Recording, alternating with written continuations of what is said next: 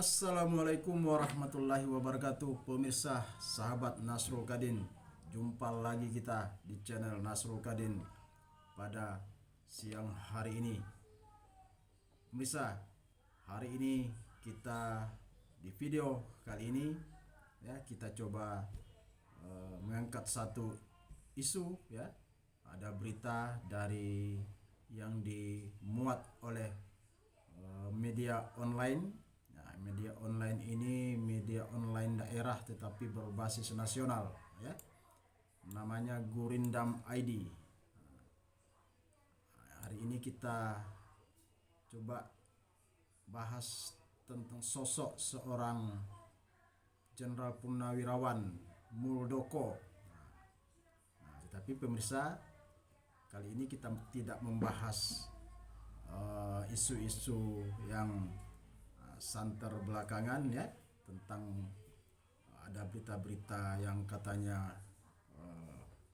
Pak Muldoko ingin mengkudeta Demokrat. Kita tidak membahas secara politik ya. Hari ini ada kabar gembira dari Kepala Staf Kepresidenan Bapak Muldoko ya. Ada berita yang dimuat ini, coba saya bacakan ya pemirsa. Kabar gembira, pemerintah guyur 150 triliun untuk UMKM dan korporasi. Nah, ini menarik ini ya. Ini bagi pelaku UMKM ini betul-betul kabar yang menggembirakan kalau ini bisa terrealisasi ya pemirsa. Nah, coba kita lihat beritanya. Jakarta Gurindam ID. Kabar gembira bagi pelaku usaha mikro kecil menengah, UMKM dan korporasi. Pemerintah melalui Kepala Staf Kepresidenan KSP Dr. Muldoko menyampaikan bahwa pemerintah akan menyiapkan anggaran sekitar 157 triliun rupiah sebagai alokasi dukungan kepada UMKM dan pembiayaan korporasi dalam program pemulihan ekonomi nasional PEN untuk tahun 2021. Tak hanya itu, bahkan katanya ada juga stimulus bagi UMKM melalui kebijakan di sektor jasa keuangan. Mulai dari pengajuan kredit, restrukturisasi kredit, subsidi bunga, insentif pajak, pelatihan, hingga pelibatan UMKM dalam pengadaan barang dan jasa pemerintah dan BUMN. Jelas Muldoko dalam keterangan resminya yang diterima redaksi Gurindam ID pada Jumat 12 Februari 2021. Jenderal Bintang 4 mantan Panglima TNI ini menambahkan program PEN, jadi program penanganan ekonomi nasional tersebut merupakan inisiatif pemerintah untuk membantu permasalahan yang terjadi akibat pandemi COVID-19. Terutama bagi UMKM yang terdampak baik dari sisi finansial maupun non-finansial. Muldoko menyadari UMKM memiliki peran penting dalam perekonomian nasional. Sehingga untuk menghadapi tantangan akibat dampak pandemi ini, Muldoko mendorong UMKM bisa bersinergi dengan pemerintah untuk menerapkan strategi yang fokus secara efektif mempercepat pemulihan usaha. Nah, ini menarik ya. Nanti kita bahas. Selain itu, Muldoko juga mendorong agar pelaku UMKM dapat memanfaatkan platform digital untuk memperluas jangkauan pasarnya. Langkah itu harus dibarengi dengan prinsip keuletan dan tahan banting sehingga bisa keluar dari tekanan pandemi COVID-19. Ujarnya, pemanfaatan platform digital, kata Muldoko, sejalan dengan perubahan pola perilaku konsumen di masa pandemi. Artinya, UMKM harus mengoptimalkan pemasaran secara daring dengan tetap memperhatikan kualitas produk yang baik secara strategi untuk mempertahankan basis pelanggan. Dengan begitu, saya yakin kegiatan usaha UMKM bisa tumbuh secara berkesinambungan, pungkas Muldoko. Jadi ini pemirsa sahabat Nasrul Kadin, ini betul-betul kabar gembira ya bagi pelaku UMKM jika program ini betul-betul tepat sasaran ya. Bayangkan kalau 150 triliun, ada berapa UMKM yang bisa memanfaatkan program ini. Nah, akan berbeda jika 150 triliun ini hanya dimanfaatkan oleh korporasi saja.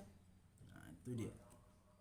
Ini jadi akan tidak efektif karena korporasi ya hanya melibatkan ya, efeknya itu hanya kepada beberapa karyawan. Tapi kalau pelaku UMKM ini betul-betul diserap ya, didistribusi dengan pola dana bergulir, simpan pinjam dengan pola pinjaman, maka kami optimis, kami sebagai ketua Kadin di Anambas sangat optimis program ini betul-betul bisa memulihkan ekonomi secara nasional.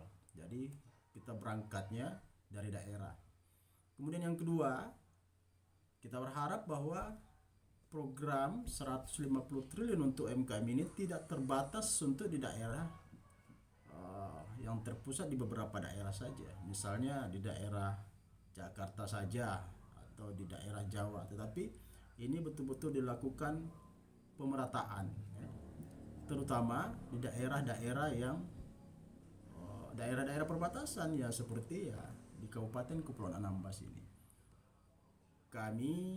Kita berharap ya mudah-mudahan Anambas ya, pengusaha-pengusaha UMKM di Anambas bisa kecipratan ya, bisa kecipratan ya, bisa kecipratan, bisa mendapatkan ya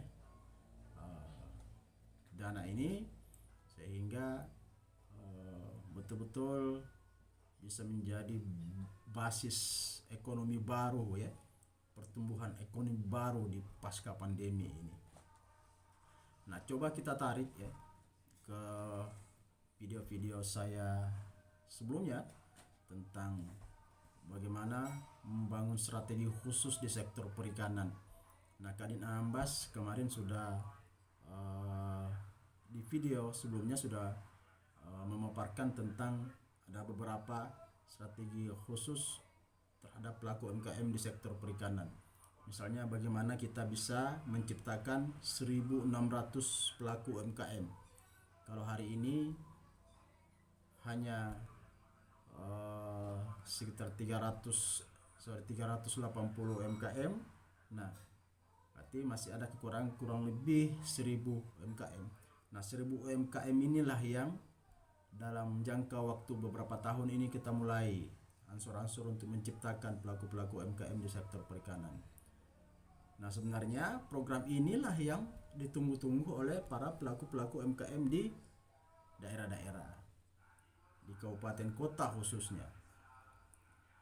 Jika ini terrealisasi, maka program yang kami sampaikan, program Kadin Anambas, ini insya Allah bisa terrealisasi. Ya, paling tidak dalam 1 tahun kita bisa menciptakan 100-200 UMKM baru.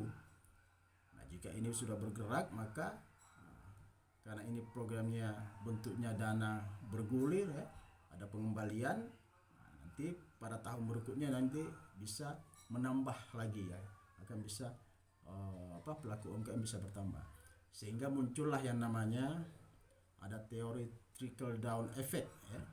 Jadi teori trickle down effect ini adalah sebuah teori bagaimana ekonomi ya, bagaimana kegiatan ekonomi yang lebih besar itu diharapkan dapat memengaruhi ekonomi yang lebih kecil, jadi dia meneteskan ke bawah. Ketika misalnya ada satu pengusaha yang mendapatkan bantuan dari program ekonomi nasional ini, maka pengusaha ini kemudian meneteskan ya, membina UKM baru ke bawah. Sehingga ini yang dimaksud dengan teori trickle down effect. Nah, bayangkan pemirsa, jika ratusan UMKM baru yang bisa kita ciptakan, maka akan muncul beberapa pelaku-pelaku UKM baru yang secara pasti bisa menumbuhkan ya, ekonomi baru di daerah itu. Muncullah, dia bisa menstimulus ekonomi, ya, menstimulasi ekonomi di daerah-daerah itu. Apalagi di sektor perikanan, seperti yang pada video sebelumnya saya sampaikan bahwa Anambas ini, khusus untuk Anambas, kita berbicara untuk Anambas, bahwa Anambas ini punya potensi yang cukup besar di sektor perikanan, tetapi belum dimanfaatkan secara maksimal. Jadi potensi ini belum digarap ya secara maksimal.